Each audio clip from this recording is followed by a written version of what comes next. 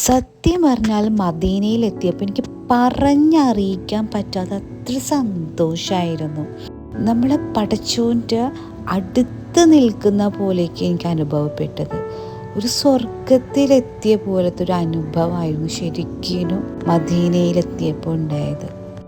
ലോകത്തിലെ പല ഭാഗങ്ങളിൽ നിന്നുമായി എത്തിയ ഒരുപാട് ജനങ്ങൾ, അതൊക്കെ ഒരേ ലക്ഷ്യത്തോടു കൂടിയാണ് അവിടെ എത്തിക്കണത്. കാണുമ്പോൾ മനസ്സ് നിറഞ്ഞു പോണേണ്.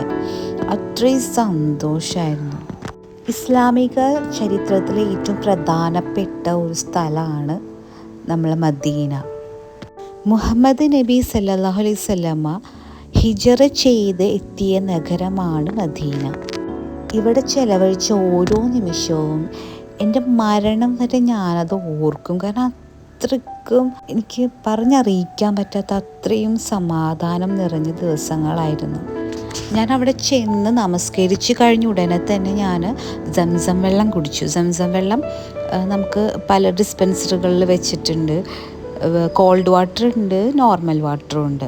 ചെല്ലുമ്പോൾ തന്നെ നോർമൽ വാട്ടർ കുടിക്കുന്നതായിരിക്കും എപ്പോഴും നല്ലത് നമുക്ക്.